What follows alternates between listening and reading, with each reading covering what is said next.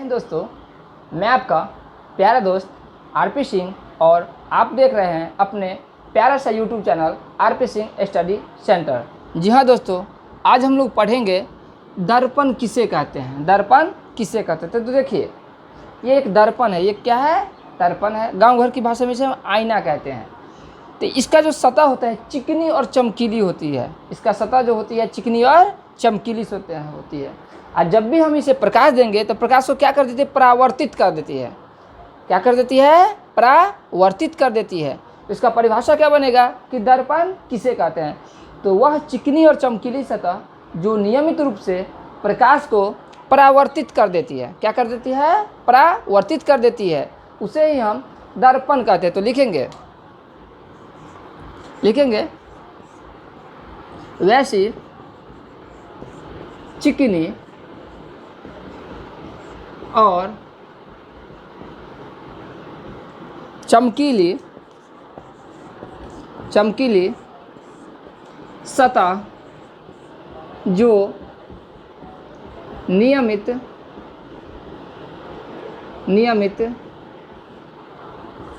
रूप से प्रकाश को परावर्तित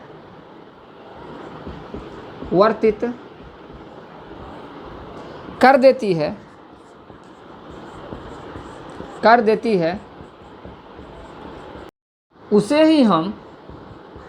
उसे ही हम दर्पण कहते हैं। उसे ही हम दर्पण कहते हैं। देखिए, दर्पण का मुख्य बात ये होता है कि दर्पण का जो पीछे का भाग होता है, पीछे का भाग वह रंगा हुआ होता है, यानी साइंस की भाषा में इसे कहेंगे रजित किया होता है। तो लिखेंगे दर्पण की एक सतह रंगी होती है और दर्पण जो होती है प्रकाश को हमेशा परावर्तित करती है। तो लिखेंगे नेक्स्ट पॉइंट, दर्पण प्रकाश को हमेशा परावर्तित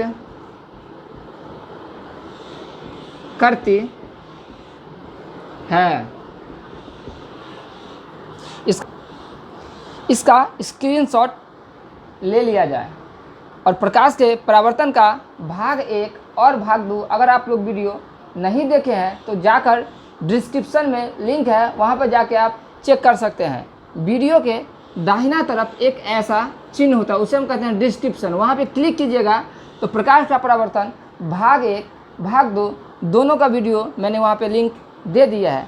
दर्पण से एक छोटा सा कहानी याद आ गया। छोटा सा क्या याद आ गया? कहानी सुना देते हैं। सुना देना? हाँ ठीक है, सुना देते हैं। एक लड़का का नया नया शादी हुआ। वो दर्पण कभी देखा हुआ नहीं था। तो वो बाजार गया मेला में। तो मेला में दर्पण सब टंगा हुआ था। तो वो जाके देखा तो उसको लगा कि दर्पण में दूसरा आदमी है। तो दुकान वाले को बोलता है, भाई साहब ये भाई साहब कितने में देते हो? तो दुकान वाला सोचा यह तो दर्पण है, मीन्स आईना है, लेकिन अगर इसको भाई समझ के ले या बहन समझ के लो, हमको क्या मतलब, हम इसको बेच देते हैं। तो बोला 10 रुपया का है। क्या बोला बुआ? 10 रुपया का है। तो 10 रुपया दे दिया और दर्पण घर में ले आया। नया नया शादी हुआ था। तो जो भी काम करता था दर्पण के सामने में जाके काम करता था। बोलता था दर्पण में, भाई साहब अब बहुत अच्छे आदमी हैं, न खाते हैं न पीते हैं, खूब खुश रहते हैं, ठीक ना। तो उसकी पत्नी को बात पता चल गया। तो उसकी पत्नी सोचती किसके साथ ही घर में इतना बिजी आजकल रहने लगा है, ठीक ना। तो वो एक दिन चला गया बाजार घूमने। तो बाजार घूमने चला गया तो उसकी पत्नी जाके अपना आईना में मुंह देख ली। तो वो भी कभी दर्पण में मुंह नहीं देखी हुई थी। तो उसकी पत्नी को लगा कि जो मेरा पति ना दोसर का ब्याह करके ले आया घर में।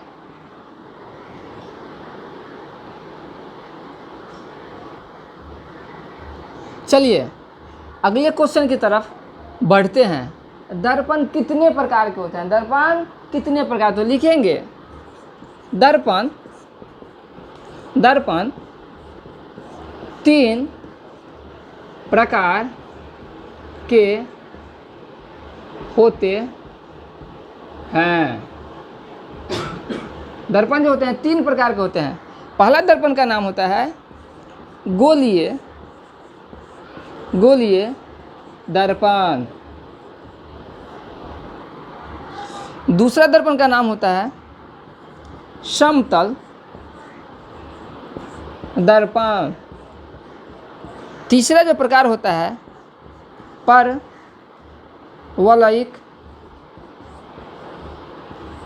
दर्पण। हम लोग यहाँ सबसे पहले वाले दर्पण को पढ़ेंगे कि गोलीय दर्पण किसे कहते हैं।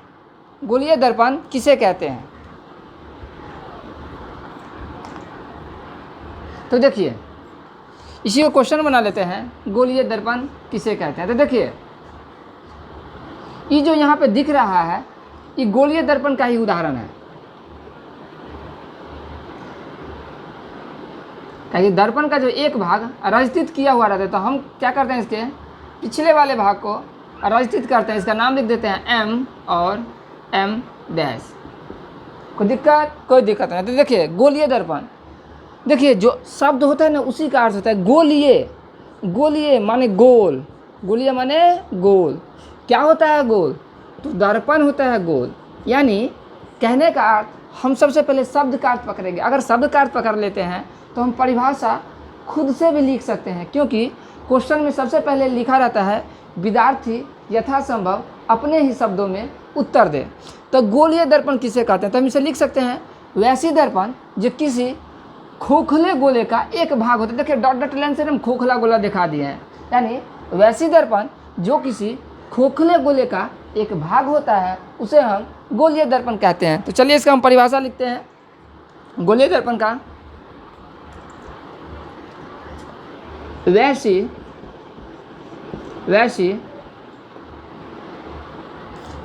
दर्पण जो किसी खोखले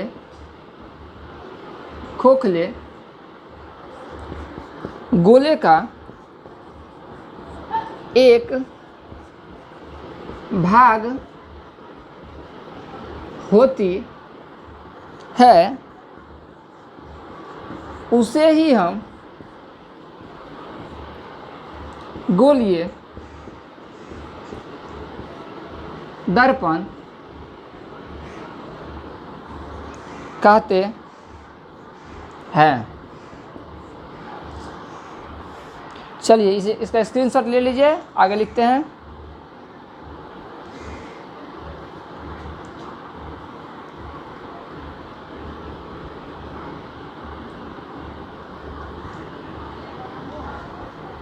अब देखिए अगला है गोलीय दर्पण कितने प्रकार के होते हैं। आप पढ़ेंगे गोलीय दर्पण भी कितने प्रकार के होते हैं, इसके भी प्रकार होते हैं। तो लिखेंगे उत्तर में गोलीय दर्पण 2 प्रकार के होते हैं। गोलीय दर्पण कितने प्रकार के होते हैं? 2 प्रकार के होते हैं। पहला का जो नाम है वह होता है अवतल दर्पण। दूसरा का जो नाम होता है वह होता है उत्तल दर्पण। कोई दिक्कत नहीं ना? चलिए इसका भी स्क्रीनशॉट ले लीजिए।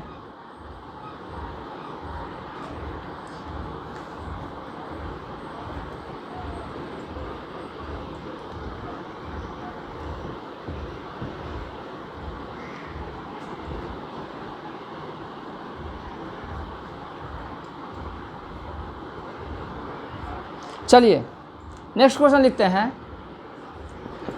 अवतल दर्पण किसे कहते हैं। अवतल दर्पण, अब नेक्स्ट क्वेश्चन की तरफ आ गए। अवतल दर्पण किसे कहते हैं? तो देखिए, वैसी दर्पण जिसकी परावर्तक सतह अंदर की ओर धंसी, देखिए ना, देखने में लगेगा कि अंदर की तरह क्या है, धंसा हुआ, लगता है कि नहीं? एकदम लगता है। देखिए ना, वैसी दर्पण जिसकी परावर्तक सतह अंदर की ओर धंसी हुई है और बाहरी जो भाग है रंजित किया हुआ है, यानी रंगा हुआ है। तो लिखेंगे कैसे, क्या लिखेंगे? वैसी दर्पण जिसकी परावर्तक सतह अंदर की तरफ धंसी हुई है और बाहरी भाग रंगा हुआ होता है, उसे ही हम अवतल दर्पण कहते हैं। तो चलिए इसे लिखते हैं। वैसी दर्पण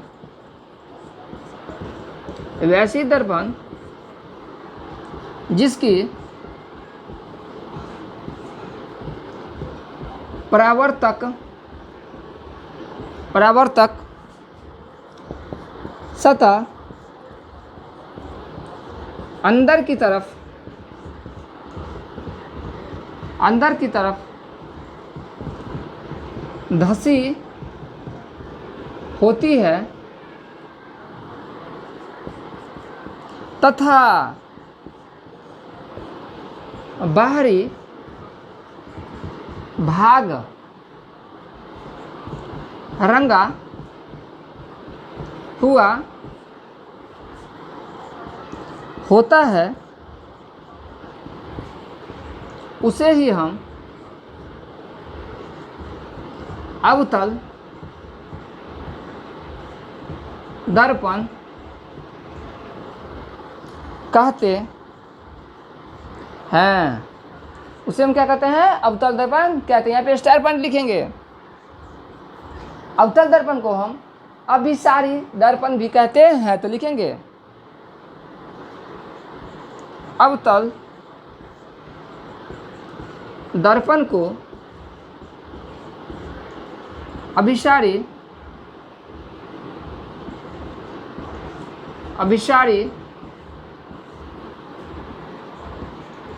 दर्पण भी कहते हैं। चलिए अवतल दर्पण का भी स्क्रीनशॉट ले लिया जाए।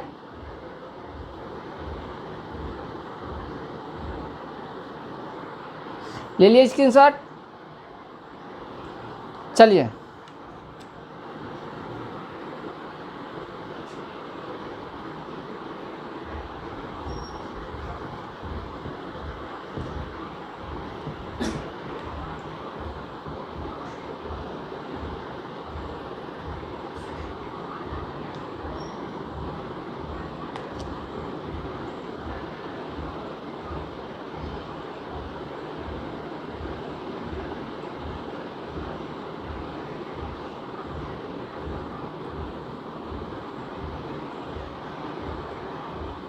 नेक्स्ट की तरफ बढ़ते हैं हम।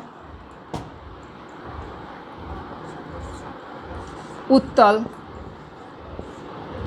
दर्पण किसे कहते हैं? देखिए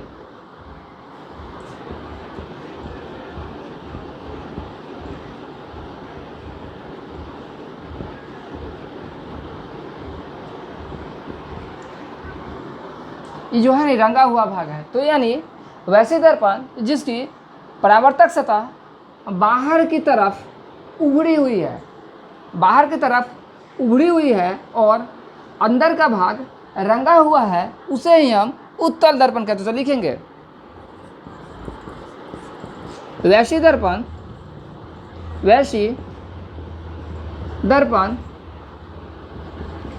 जिसकी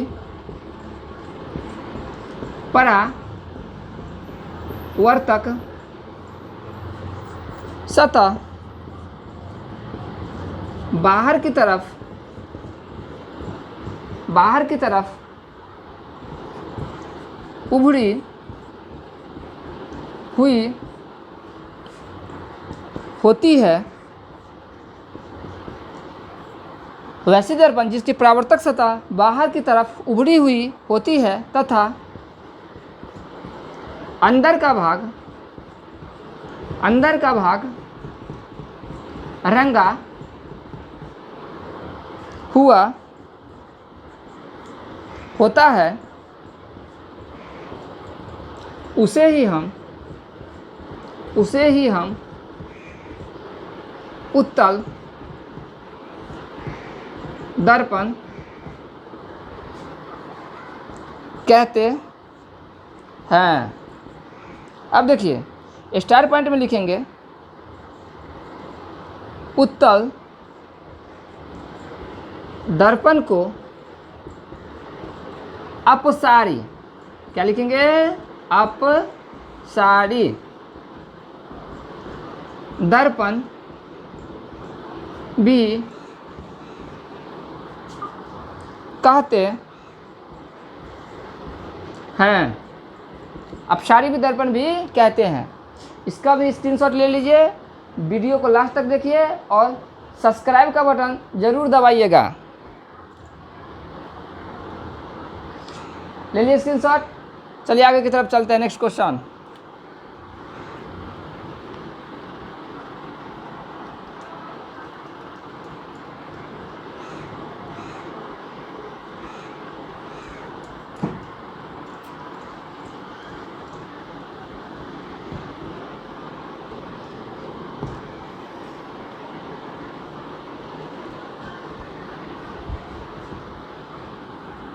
नेक्स्ट क्वेश्चन है बोर्ड मॉडल क्वेश्चन है, परीक्षा की दृष्टि से काफ़ी महत्वपूर्ण है। बी से बोर्ड, एम से मॉडल। यहाँ पे मैथ्स और साइंस की सभी बोर्ड मॉडल क्वेश्चन पढ़ाए जाएंगे, जो कि आपकी अगला जो नेक्स्ट एग्जाम है 10वीं का, उसमें 100% मैच करेगा। तो देखिए अगला क्वेश्चन है कि अवतल दर्पण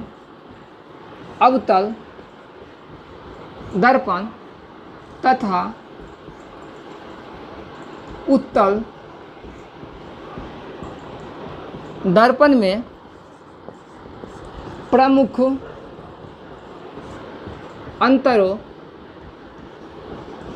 अंतरों को लिखें। कह रहा है कि अवतल दर्पण तथा उत्तल दर्पण में प्रमुख अंतरों को लिखें। तो लिख देंगे उत्तर। देखिए अंतर जो लिखा जाता है उसे ध्यान से लिखना पड़ता है। सबसे पहले क्या करेंगे, कॉपी में 2 टेबल बनाएंगे और जो पहले लिखी जाती है उसको पहले लिखेंगे। पहले क्या लिखी है, अवतल दर्पण, तो उसे लिखेंगे अवतल दर्पण। सेकंड में क्या लिखी है, उत्तल दर्पण, तो लिखेंगे उत्तल दर्पण। अब देखिए इसका जो पहला पॉइंट होगा उसी के सामने में इसका भी पहला पॉइंट होना चाहिए। लिख के आते हैं हम लोग, अच्छा, लेकिन क्या रहता है पॉइंट कहीं ना कहीं क्या ऊपर नीचे, उसके कारण भी नंबर कट जाते हैं। तो देखिए यहाँ पे लिखेंगे अवतल दर्पण। वैसी दर्पण जिसकी परावर्तक सतह अंदर की तरफ धसी होती है। कोई दिक्कत नहीं। आगे देखिए उत्तल दर्पण में वैसी दर्पण जिसकी परावर्तक सतह बाहर की तरफ होती है। दूसरा लिखेंगे अवतल दर्पण का बाहर का भाग लगा हुआ होता, तो लिखेंगे अवतल दर्पण में बाहरी भाग रंगा होता है। इसमें लिखेंगे इसका ठीक उल्टा होगा, तो क्या लिखेंगे, उत्तल दर्पण में अंदर का भाग रंगा होता है। अब देखिए तीसरा जो पॉइंट लिखेंगे अवतल दर्पण को अभिसारी दर्पण कहते हैं, तो लिखेंगे अवतल दर्पण को अभिसारी दर्पण कहते हैं। अवतल दर्पण को अभिसारी दर्पण कहते हैं। उसमें लिखेंगे उत्तल दर्पण को हम अपसारी दर्पण कहते हैं। यहाँ पर आप लोग एक बात को ध्यान दीजिए, हमने जो अवतल दर्पण और उत्तल दर्पण से परिभाषा ली है उसी का ठीक हम दोनों में अंतर स्पष्ट कर दिए। यही तरीका है। अगर आपको अवतल दर्पण और उत्तल दर्पण में परिभाषा अच्छा तरह से आता है तो आप अंतर आराम से 3 या 4 लिख सकते हैं। इसका भी स्क्रीनशॉट ले लिया जाए। हमारी वीडियो अच्छी लगी हो तो चैनल को सब्सक्राइब कीजिए, लाइक कीजिए और कमेंट कीजिए। अपना ध्यान रखिए, मुस्कुराते रहिए और स्वस्थ रहिए। जय हिंद।